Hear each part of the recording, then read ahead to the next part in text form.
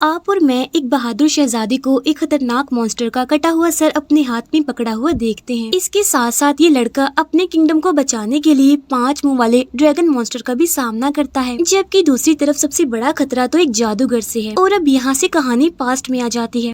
एक रात घने जंगल में एक जादूगर जिसका नाम लिजार होता है, वो एक मेडन यानी एक अनमैरिड लड़की को जंगल में लेकर आता है और उसके हाथ पाँव को बांध देता है। वो जादूगर लिजार इस लड़की को यहाँ इसीलिए लाया था ताकि वो 2 मून्स की मिलने वाली रात को इस लड़की से शादी कर ले और फिर उनका जो बच्चा पैदा होगा वो सारे किंगडम्स को हरा देगा, जिसकी वजह से ये जादूगर लिजार पूरी दुनिया पर राज करेगा। और ये रात भी 2 मून्स की मिलने वाली रात थी और ये उसके लिए एक अच्छा मौका था। लेकिन तभी वहाँ पर एक किंगडम का प्रिंस पहुंच जाता है जिसका नाम फेबियस होता है और वो इस जादूगर को तीर मारकर उसे हरा देता है। फिर वो प्रिंस और उसके सारे सोल्जर्स उस मेडन को सही सलामत आजाद कर लेते हैं। इसके बाद हमें बताया जाता है कि ये कहानी 100 साल के बाद रिपीट होती है और अब सीन चेंज होकर आता है सीधा 100 साल के बाद, जहाँ पर हमें एक किंगडम दिखाया जाता है जहाँ पर किंग के 2 बेटे होते हैं। एक का नाम होता है फेबियस और एक का नाम होता है थेडियस। फेबियस वही जिसने लिजार को हराया था और यहाँ पर हम फेबियस के बारे में और ज्यादा जानते हैं। फेबियस गुड लुकिंग होने के साथ साथ एक काफी बहादुर प्रिंस है क्योंकि उसने बहुत सारी वॉर्स जीती हैं। लेकिन इसके मुकाबले में उसका भाई वैसा नहीं होता जैसा कि फेबियस होता है, वो उसके बिल्कुल ऑपोजिट होता है। इसीलिए सभी लोग फेबियस को काफी पसंद करते हैं लेकिन थेडियस को कोई पसंद नहीं करता। यहाँ तक कि किंग भी उससे बहुत नालायक समझते हैं और वो समझते हैं कि वो तो बिल्कुल बेकार इंसान है। एक दिन हम देखते हैं कि फेबियस अपनी एक और जंग जीत कर किंगडम वापिस आता है। असल में यहाँ पर फेबियस ने किसी और को नहीं बल्कि जादूगर लिजार को हराया होता है और वो जादूगर के एक साथी का सर भी काट कर अपने साथ सबूत के तौर पर लाया होता है। यहाँ पर जादूगर लिजार की उसे डिफीट की बात हो रही है जिसे हमने मूवी के स्टार्ट में भी देखा था। फिर फेबियस वो कटा हुआ सर सबको दिखाता है क्योंकि लिजार उनका बहुत पुराना दुश्मन भी होता है और वो हमेशा ही उनके किंगडम को नुकसान पहुँचाने में लगा होता है। अब फेबियस की इस बहादुरी पर सब लोग उसकी बहुत तारीफ करते हैं। दूसरी तरफ थेडियस को किंग ने जो काम दिया होता है वो उसमें कामयाब नहीं होता, इसी वजह से वो काफी अपसेट होता है। फिर फेबियस वहाँ पर मौजूद लोगों को स्पीच देता है। इन सब चीजों से थेडियस को थोड़ा बुरा भी फील होता है। अब यहाँ पर फेबियस उस मेडन को भी अपने साथ लाया होता है जिसे कि उसने बचाया था। वो मेडन बहुत खूबसूरत होती है। फेबियस उसे अपने फादर यानी किंग से भी मिलवाता है और फेबियस उसकी बातों से काफी इम्प्रेस होकर उसे पसंद करने लगता है। इसी वजह से वो उसे शादी के लिए प्रपोज कर देता है। खाने के दौरान फेबियस थेडियस की भी काफी तारीफ करता है। वो उसे काफी मोटिवेट भी करता है कि तुम जो चाहो कर सकते हो, तुम्हारे अंदर भी वो एबिलिटीज पाई जाती हैं जो मेरे अंदर है। अगले दिन थेडियस फेबियस के एक नाइट की बातों को सुन लेता है जो कह रहा था कि थेडियस बहुत ही बुज़दिल और बेकार इंसान है, साथ साथ वो बेवकूफ भी है और वो ये डिजर्व ही नहीं करता कि वो किंग बने, वो किंग बनने के लायक है ही नहीं। ये सुनकर थेडियस को और ज्यादा बुरा लगता है और उसे काफी गुस्सा भी आता है, इसीलिए वो नाराज होकर पैलेस से चला जाता है। उधर पैलेस में फेबियस की शादी का फंक्शन चल रहा होता है जहाँ पर फेबियस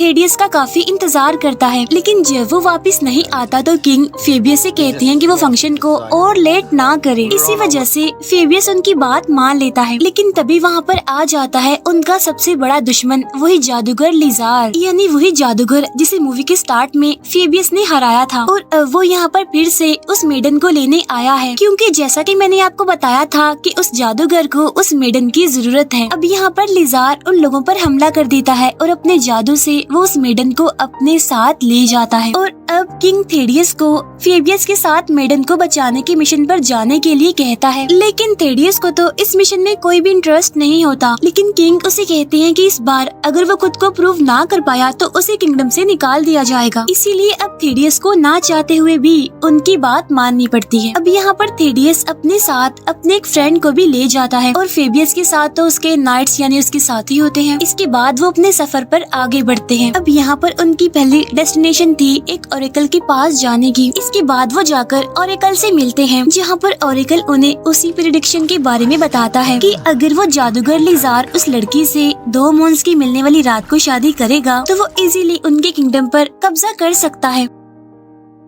तब फेबियस उससे पूछता है तो फिर अब हमें क्या करना चाहिए। तब वो ऑरेकल उन्हें एक मैजिकल ब्लेड के बारे में बताता है जो कि एक यूनिकॉर्न की हॉर्न यानी सींग से बना होता है। उसकी हेल्प से वो लिजार को इजीली हरा सकते हैं, लेकिन उस ब्लेड को ढूंढना आसान नहीं है क्योंकि उसको एक बहुत ही खतरनाक जगह पर छुपाया हुआ है। इसीलिए उन्हें काफी ध्यान रखकर काफी संभल कर वहाँ पर जाना होगा। साथ ही साथ वो ऑरेकल उन्हें एक मैजिकल कंपास भी देता है जो कि उन लोगों को उस जगह तक ले जाने में उनकी मदद करेगा। एनीवे, वो सब लोग वहाँ से निकलकर आगे बढ़ते हैं। काफी दूर जाने के बाद वो एक जगह पर कैंप लगाते हैं, लेकिन तभी हम देखते हैं कि फेबियस के आदमियों में से एक बूढ़ा आदमी भी है जो कि उन लोगों से छुपकर एक जगह पर कुछ स्पेल्स को पढ़ने लगता है, जिसकी वजह से वहाँ पर एक आदमी का शैडो बन जाता है। और ये शैडो किसी और का नहीं बल्कि उसी जादूगर लिजार का था। यानी इसका मतलब ये है कि ये बूढ़ा आदमी यानी जो कि फेबियस का साथी है, वो असल में लिजार के लिए काम करता है, उसके साथ मिला हुआ है और वो लिजार को अपना मास्टर कहता है। यहाँ पर लिजार उस बूढ़े आदमी को ऑर्डर देता है कि तुम फेबियस को जल्दी से मेरे पास ले आओ ताकि वो भी तो ये देखे कि मैं उसकी होने वाली वाइफ के साथ क्या करने वाला हूँ। अब ये सब कुछ वहाँ पर खड़ा हुआ थेडियस का फ्रेंड सुन भी लेता है और देख भी लेता है। इसीलिए वो उन दोनों भाइयों यानी फेबियस और थेडियस को इस बारे में जाकर बताता है। लेकिन वो बूढ़ा आदमी फेबियस का खास आदमी था, इसीलिए फेबियस उस पर बहुत बिलीव करता था। इसीलिए फेबियस खुद उसके पास जाकर उसे मिलता है और इस बारे में पूछता है। लेकिन यहाँ पर वो बूढ़ा आदमी भी इस बात से इनकार नहीं करता और कहता है कि मैं लिजार के लिए काम करता हूँ क्योंकि वो तो मेरा मास्टर है। फिर वो उन लोगों को अपने मैजिक से डिस्ट्रैक्ट करके वहाँ से भाग जाता है। लेकिन यहाँ पर थेडियस का फ्रेंड उसे पकड़ लेता है और वो लोग उसे कैंप में ले आते हैं। अब कैंप में आने के बाद फेबियस को एक और शॉकिंग बात पता चलती है कि उसका राइट हैंड यानी जो कि उसका एक वफादार आदमी था, वो भी लिजार के साथ मिला हुआ है। वो फेबियस को बताता है कि लिजार ने बाकी सबको मारने और तुम्हें कैद करने का हुक्म दिया है,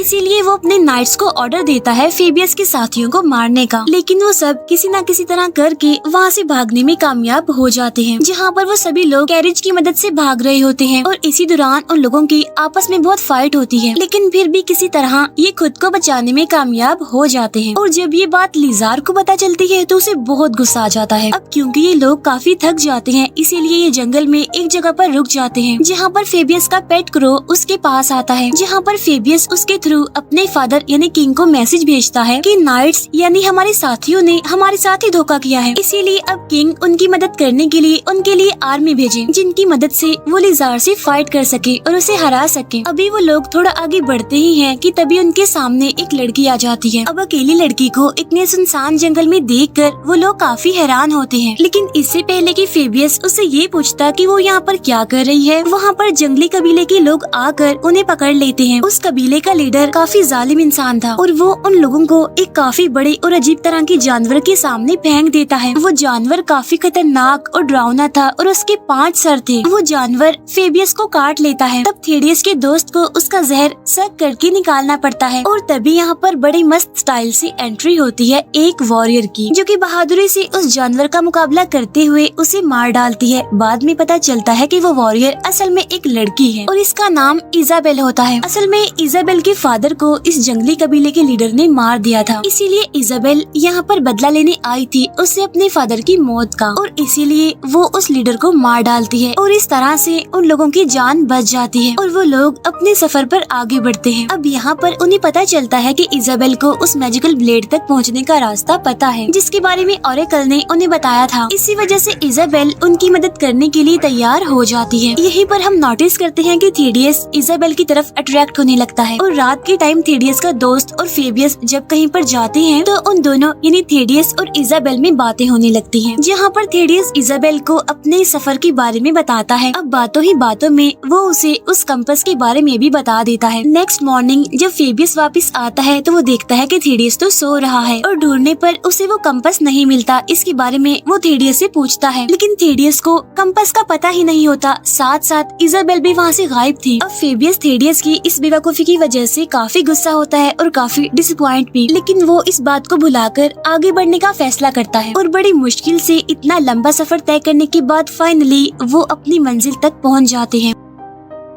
अब फेबियस थेडियस और उसके दोस्त को वहीं पर रुकने का कहकर अकेला ही मैजिकल ब्लेड यानी स्वॉर्ड को ढूंढने के लिए चला जाता है। वही एक बार में थेडियस को इजाबेल मिल जाती है, इसीलिए वो उसे रोककर कंपास के बारे में पूछता है, लेकिन इजाबेल उसे कंपास देने के लिए नहीं मानती और इनकार कर देती है और इसी बहस को लेकर उन दोनों के बीच फाइट होने लगती है, जिसमें कि इजाबेल थेडियस को बड़े आराम से ही बड़ी आसानी से ही हरा देती है। उधर फेबियस को उसके अपने ही नाइट्स जिन्होंने उसे धोखा दिया था वो पकड़ लेते हैं और उसे मारने लगते हैं। तभी इजाबेल से मार खाने के बाद थेडियस वहाँ से बाहर आता है। तभी थेडियस का दोस्त उसे कंपास दिखाते हुए कहता है कि फाइट के दौरान मैंने इजाबेल से कंपास चुरा लिया था। अभी वो लोग इस बात से खुश हो ही रहे होते हैं कि तभी वो देखते हैं कि नाइट्स फेबियस को अपने साथ ले जा रहे हैं। अब वो लोग ये सोचने लगते हैं कि उन्हें करना क्या चाहिए। जैसे ही सुबह होती है वो लोग आगे बढ़ते हैं, लेकिन तभी रास्ते में उनके सामने इजाबेल आ जाती है। वो उन्हें तलवार दिखाकर उनसे कंपास वापस मांगती है। तभी यहाँ पर थेडियस उसे अपने भाई फेबियस के बारे में बताता है कि उसे नाइट्स उठा कर ले गए हैं, इसीलिए इजाबेल उनकी हेल्प करने के लिए राजी हो जाती है। इसके बाद वो उन्हें अपने साथ एक केव में ले जाती है, जहाँ पर कंपास की हेल्प से वो लोग अंदर चले जाते हैं, जहाँ पर उनका सामना एक खतरनाक क्रिएचर से होता है जो कि उनके पीछे पड़ जाता है, उनके पीछे भागने लगता है। तब उससे बचने की कोशिश में वो तीनों एक दूसरे से अलग अलग हो जाते हैं। तब भागते भागते थेडियस उस जगह पर पहुँच जाता है जहाँ पर वो मैजिकल ब्लेड थी, यानी कि जो यूनिकॉर्न के हॉर्न से बनी हुई थी। तब थेडियस उस मैजिकल ब्लेड यानी उस स्वॉर्ड को बाहर निकाल लेता है, लेकिन तभी उस स्वॉर्ड की प्रोटेक्टर जाग जाती है, जिसकी बहुत सारी आंखें होती हैं। वो कहती है कि इस स्वॉर्ड को सिर्फ ट्रू हीरो ही लेकर जा सकता है, लेकिन थेडियस खुद को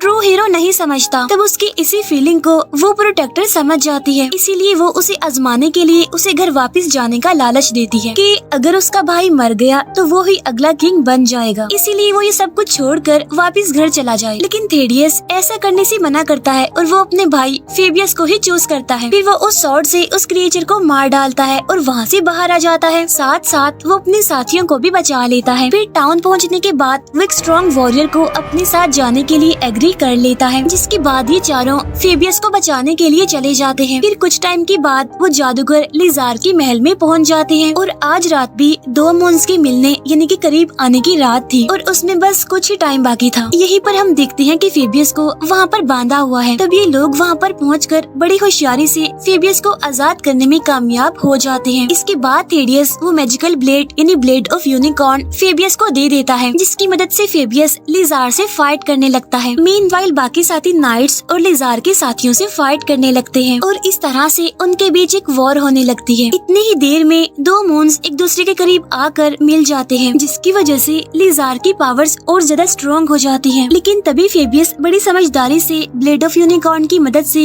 लिजार को जान से मार देता है और इस तरह से वो उस मेडन यानी फेबियस की होने वाली वाइफ को बचाने में कामयाब हो जाते हैं। अब सब कुछ खत्म होने के बाद इजाबेल के भी वापस जाने का टाइम हो जाता है, इसीलिए थेडियस बहुत उदास था। इजाबेल भी उसे कहती है कि मैं भी हमेशा तुम्हें याद रखूंगी, कभी भी नहीं भूलूंगी। इसके बाद दोनों हीरोज यानी फेबियस और थेडियस वापस अपने किंगडम आ जाते हैं और पूरा किंगडम उनके जीतने पर उनकी वापसी पर खुशियाँ मना रहा था। साथ साथ वो खुद भी काफी खुश थे। किंग भी थेडियस की बहादुरी पर काफी खुश थे कि उसने खुद को प्रूव करके दिखा दिया है और थेडियस भी बहुत ज्यादा खुश था। इसके बाद फेबियस और उस मेडन की शादी हो जाती है। फिर कुछ दिन बाद थेडियस जब रात को अपने रूम में अकेला होता है तब उसे वहाँ पर किसी की प्रेजेंस का एहसास होता है, जो कि और कोई नहीं बल्कि इजाबेल होती है। वो थेडियस को बताती है कि मैं आज तक तुम्हें नहीं भूली और मैंने तुम्हारे बारे में सोचना भी कभी नहीं छोड़ा। थेडियस भी उसे वहाँ पर पाकर बहुत खुश होता है। यहाँ पर इजाबेल थेडियस को अपने कर्ज के बारे में बताती है कि मुझे एक विच ने कर्ज दिया हुआ है कि मैं किसी के साथ भी रिलेशनशिप में नहीं आ सकती और उस विच को मार कर ही हम दोनों एक हो सकते हैं। अब इजाबेल अकेले भी उस विच को मार सकती है, लेकिन वो चाहती है कि थेडियस भी उसके साथ चले। तब थेडियस उसके साथ जाने के लिए एग्री हो जाता है। इसके बाद उनका सफर शुरू होता है और इसी के साथ ही ये मूवी यहीं पर एंड हो जाती है।